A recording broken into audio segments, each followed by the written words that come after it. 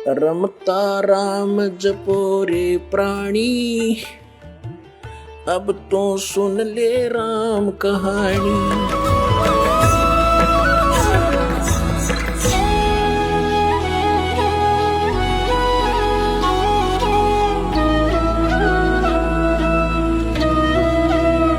अब हम आपको दिखाते हैं वेद क्या बताते हैं परमात्मा के विषय में, वो कैसी लीला करता है। यदि वेदों का अनुवाद ये दास करता, वही करना था जो इन चंद श्लोकों में उन लोगों ने किया है जो भगवान को निराकार मानते हैं। उनकी फाइनल है ये, उनका किनका, आर्य समाज वालों का, महर्षि दयानंद और उनके चेलों का ये फाइनल फैसला है कि भगवान निराकार है, उसका कोई शरीर नहीं है, उसका कोई बॉडी नहीं है। और वेद भी उन्हीं के द्वारा अनुवादित हैं। ये चंद श्लोकों में परमात्मा ने उनकी दुर्बुद्धि पर पत्थर डाल दिए और एज इट इज अनुवाद करवा दिया जो वेद का होना चाहिए था। थोड़ा बहुत उन्होंने गड़बड़ी की है, वो आप बुद्धिमान समाज आसानी से समझ सकता है। परमात्मा के द्वारा दिए गए तत्व ज्ञान से उसको आसानी से समझ सकते। तो देख, कमाल की बात है, आपके ऊपर रहम है दाता का कि उन्हीं के द्वारा अनुवादित में ये स्पष्ट है कि परमात्मा मनुष्य सदृश है, वहां से चल कर आता है और वो एक पुण्य आत्माओं को मिलता है, अच्छी आत्माओं को मिलता है। और किस लिए मिलता है? उनको उपदेश देता है, उनको तत्व ज्ञान सुनाता है। और वो क्या लीला करता है ये देखिएगा।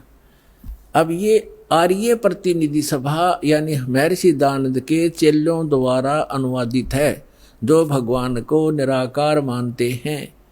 लेकिन वास्तव में वेदों में परमात्मा नर आकार है। नर माने मनुष्य जैसा, सशरीर है, उसका नाम कबीर है और सतलोक से चल कर आता है। वहाँ जहाँ वो रहता है निज स्थान पर, सब भुवनों प्रिय, सब भुवनों के ऊपर के स्थान पर तिष्ठति, वहाँ बैठा है भगवान, राजा के समान देखने में है।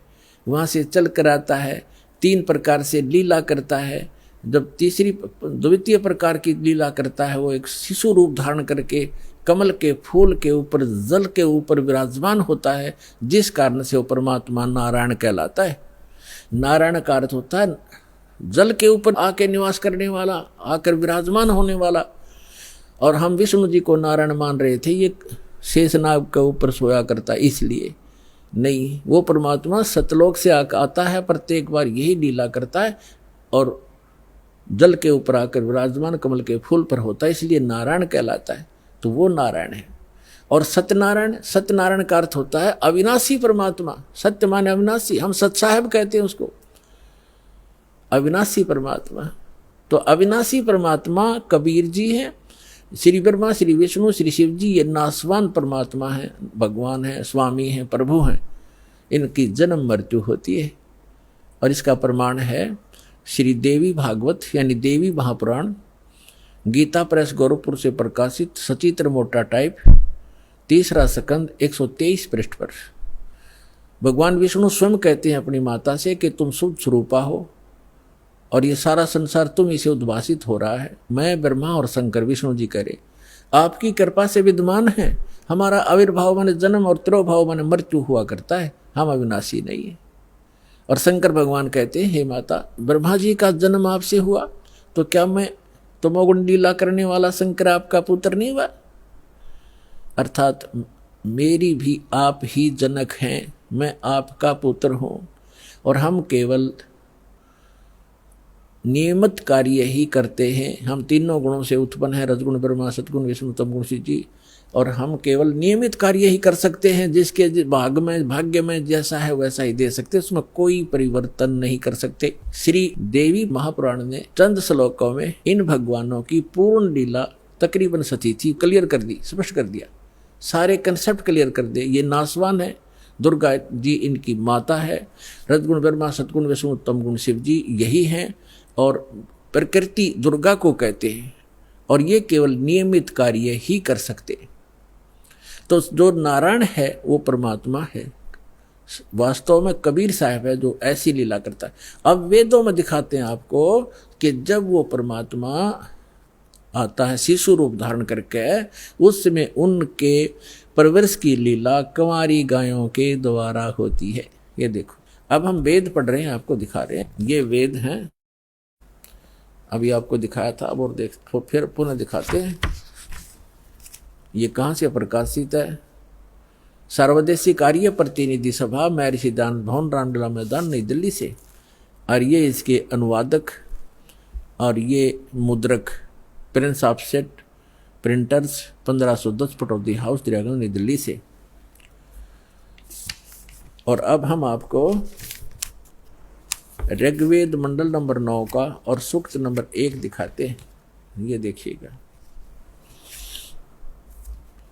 ऋग्वेद भाष्यम अथ नवम मंडल, 9वां मंडल प्रारंभ होता है। इसका ये प्रथम मंत्र है।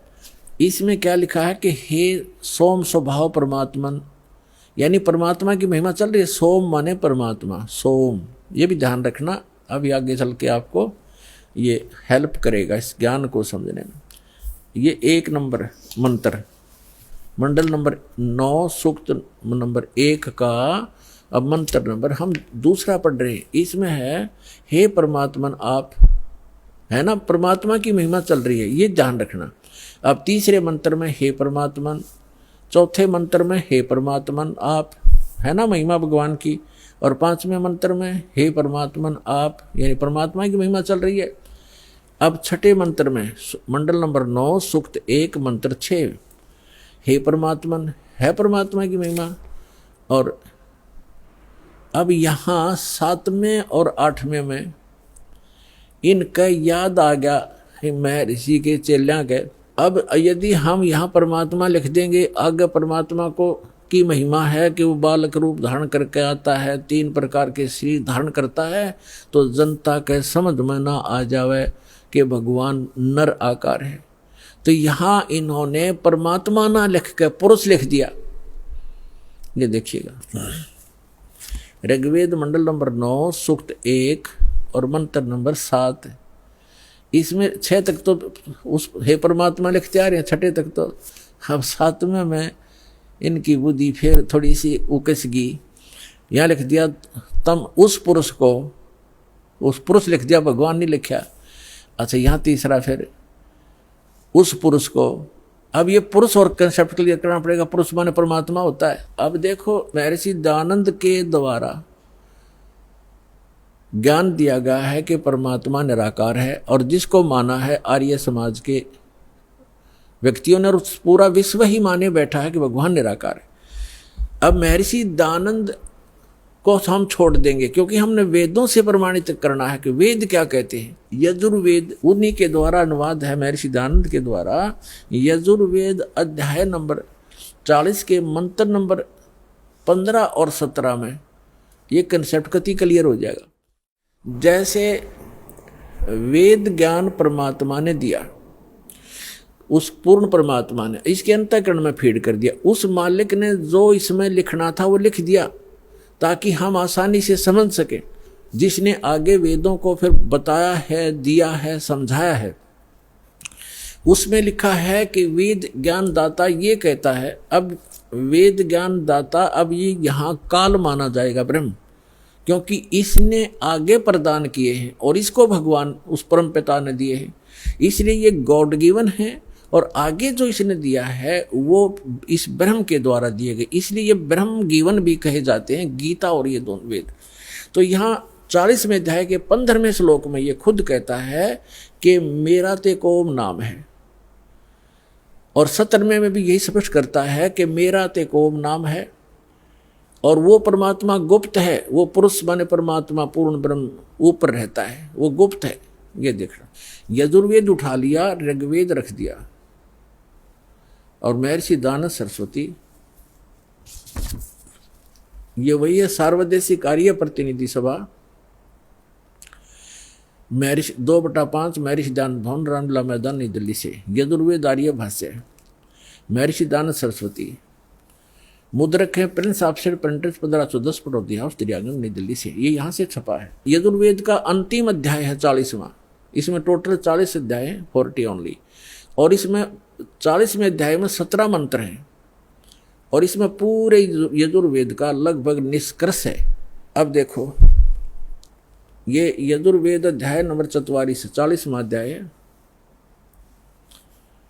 40वें अध्याय का ये 15वें मंत्र में वेद ज्ञान दाता कहता है कि वायु अनिलम अमृतम अथिदम भस्मांतम शरीरम ओम करतो समर किलबे समर करतुम समर। ओम नाम का जाप काम करते करते सिमरण करो।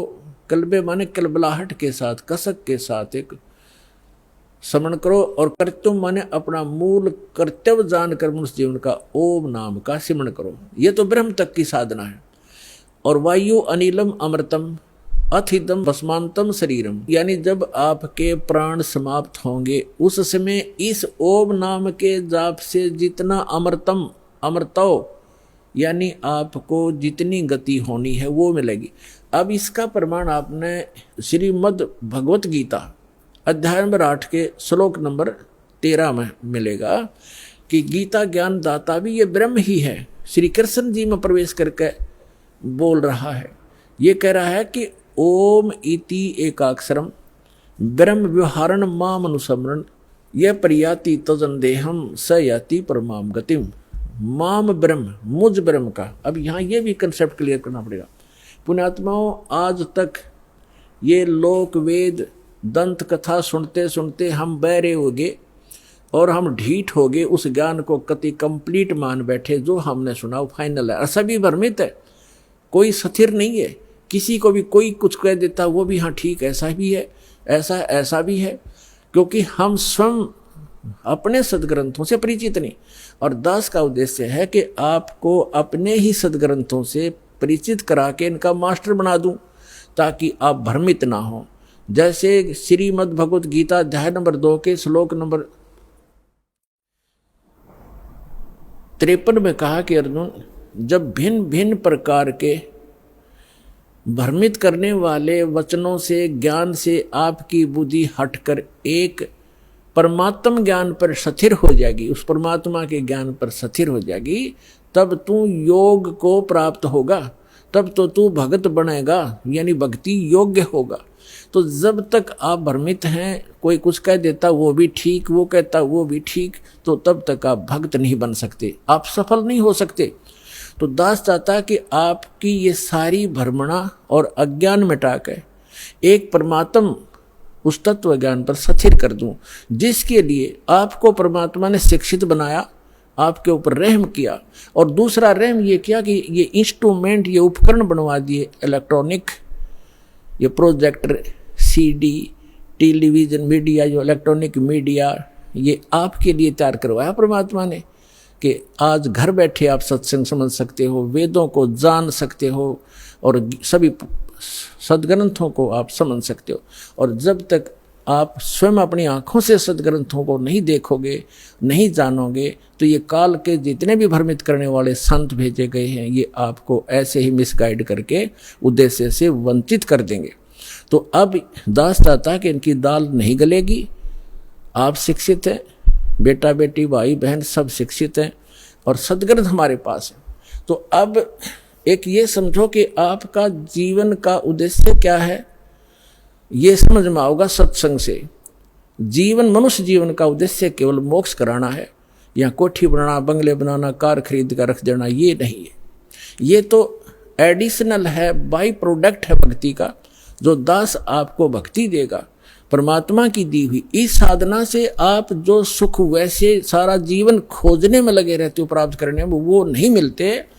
तो इस भक्ति का वो बाई प्रोडक्ट है, वो तो आपको वैसे ही मिलेंगे। जैसे किसान गेहूं बीजता है, उसका उद्देश्य भूस बनाना नहीं होता, उसका उद्देश्य कनक लेना होता ताकि जीवन रक्षा हो, और भूस तो अपने आप बन जाता है। भूस तो अपने आप बनता हो तो बनेगा ही बनेगा। तो दास जो आपको शास्त्र अनुकूल साधना बता रहा है, उससे संसारिक सुख तो अपने आप होंगे ही होंगे, आप मांगो चाहे मत मांगो। ये तो एक साधन ऐसा है।